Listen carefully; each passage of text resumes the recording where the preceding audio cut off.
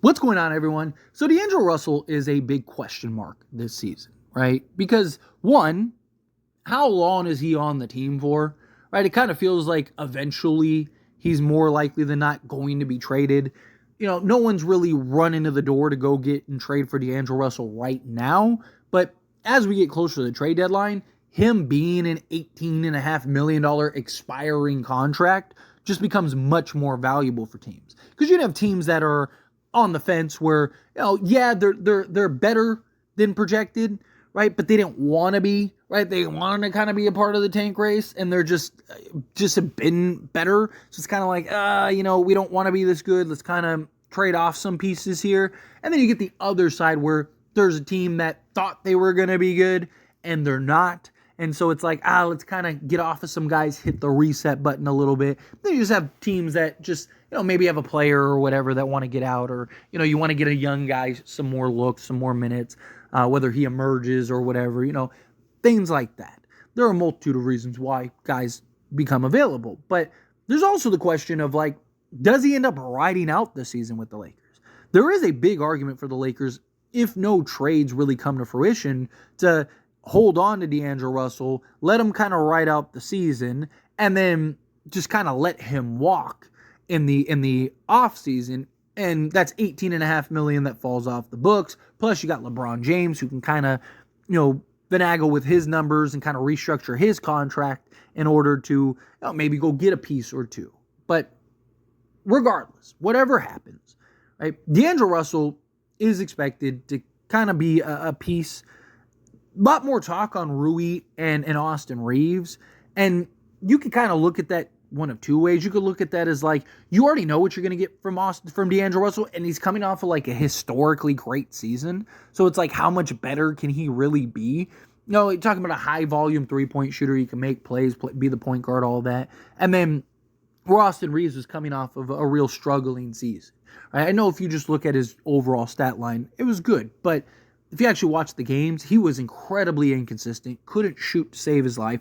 I mean, a quarter of the season, he was shooting like 28% from three. Like, it was just, he did not have his best season. Defensively, he was an absolute just dumpster fire. He's basically a cone out there.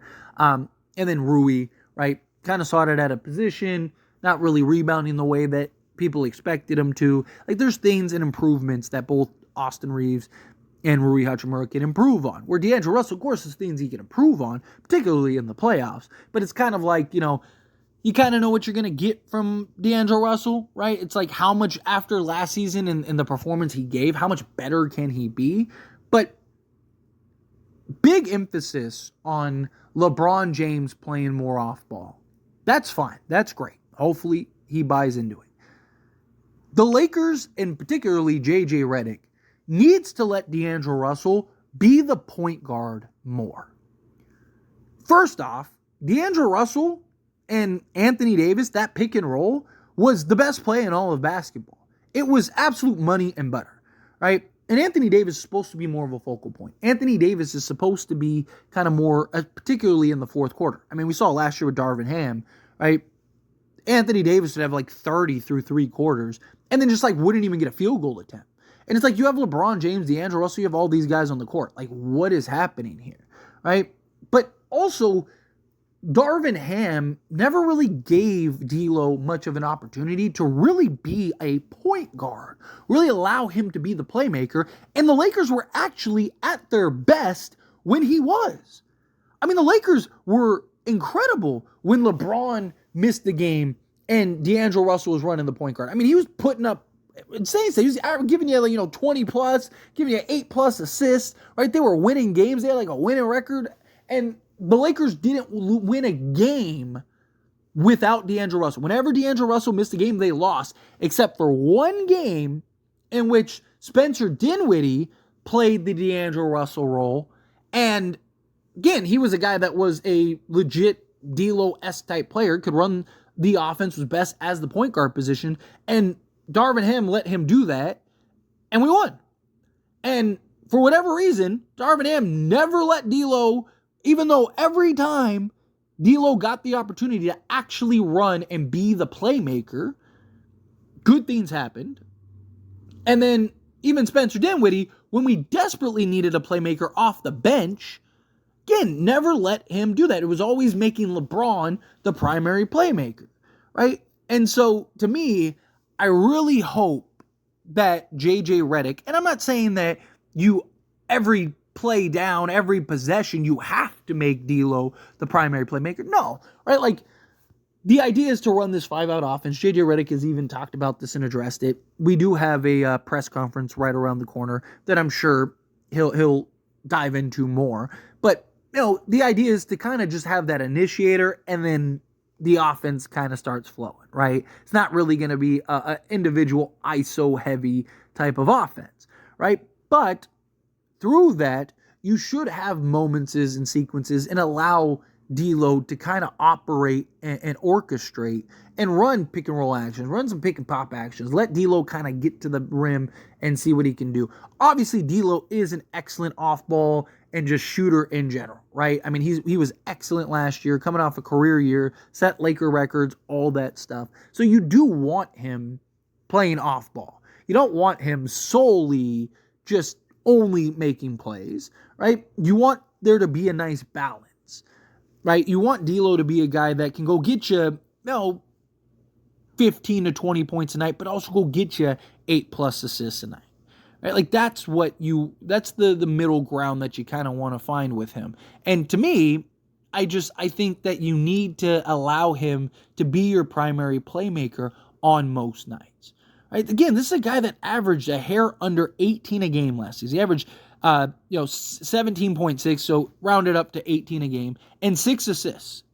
So even if all 6 assists are 2-pointers, which they weren't, you're talking about 30 points a game on average, because it's an average, right? 30 points a game on average that D'Lo was just creating, just by himself, through assists and scoring the basketball, right? That's a great sign. Look, if you're really going to have LeBron play more off ball and not have him handle as much responsibility, then you need to be able to trust your other ball handlers and playmakers, right? You need to be able to trust D'Angelo Russell to run an offense and orchestrate plays and allow things, run the pick and roll, run the pick and pops, run, options to where, he's kind of getting into the teeth of the defense and allowing things to unfold and just kind of taking what the defense gives him. And just like LeBron, you're not going to solely play LeBron off ball. There are going to be times where your best play is to just give LeBron the ball and let him figure it out, right? Your offense isn't really clicking. Things just aren't falling. It's just kind of like, you're in this rut. Here, LeBron, here's the ball. Go make something happen, right? Like that is fine. There's nothing wrong with that. You should be doing that at times. LeBron is one of, if not the greatest playmakers ever, right? I mean, he's one of, if not the greatest players ever, right? Like, so he sees things and he sees breakdowns and all kinds of stuff that no one else really sees. So you want to have LeBron, again, play on ball. You want LeBron to be able to be decisive and make plays. You want him to be able to do things, out there on the basketball court and him kind of have a freedom. But yes, you do want to kind of allow him to operate within the offense rather than forcing it. Where Darvin Ham, more times than not, he would just give the ball to LeBron, and LeBron was the offense. I mean, how many times did we see LeBron, just dribbling out the clock for 20 of the 24 seconds, and then either putting his head down and jacking up a 3 or passing it up, and somebody has to take a quick bailout shot, right? I mean, we talked about it all season long. It's frustrating at times. But that's what Darvin Ham was doing. He's getting away from play calling. He's getting away from actual sets and actions, right? Like, JJ Redick talked about it, right? Like, literally, it was one of the first things he talked about was how the Lakers were at their best when they were actually running plays, right? When the Lakers were actually running different sets and actions and getting different looks, right? Like, Lakers, I talked about it all season. Whenever the Lakers got 30 or more assists, they won every game, right? Why? Because when they're sharing and moving the basketball, right, like, good things happen.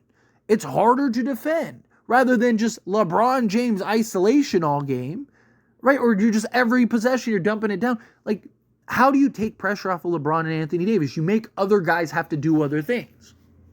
And you utilize other guys' strengths. And luckily, D'Angelo Russell has some strengths. He has the strengths as a shooter, obviously.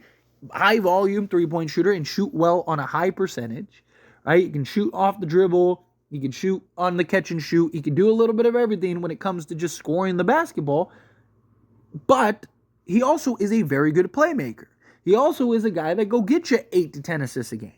Again, D'Lo averaged 6 assists a game last season as like a part-time playmaker. Imagine if you made him the playmaker. He could be a 10 assist a night guy, especially playing alongside Anthony Davis and LeBron. You just run. Literally, you could just run pick and roll action every possession with LeBron and Anthony Davis, and D'Angelo Russell would probably have 30 assists a game, right? Do it until somebody stops it. Literally, no one could stop it last season. And yet we just decided to stop doing it. There would be literal games where we would run it like 4 straight plays and it would generate 4 straight baskets, and then Darvin Ham would just tell them to stop doing it. And it's like, why? You just ran it 4 straight times and scored all 4 times. Keep doing it.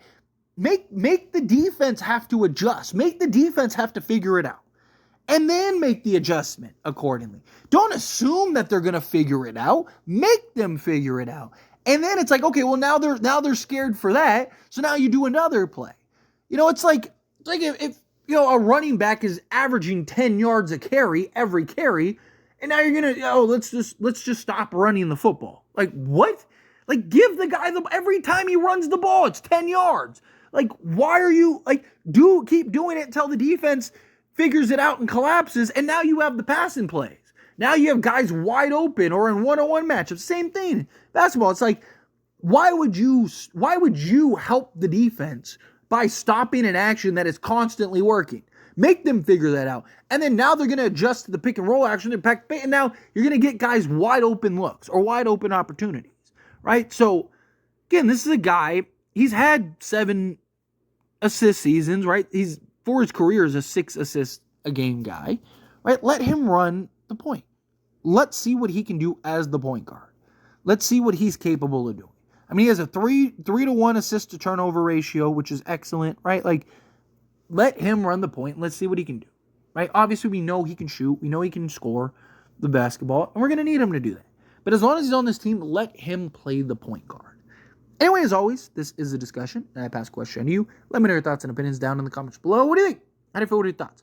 Do you agree with me? Do you disagree with me? Are you kind of in between on it? How do you feel? Whatever your thoughts are, I'd love to hear it. So let me know down in the comments below. That being said, if you haven't liked this video, hit that like button. Helps me a lot. So we enjoy these types of videos, and I truly appreciate it. Not subscribe channel, hit that subscribe button. Turn on the bell notifications. Appreciate y'all. See you in the next one. Thank you.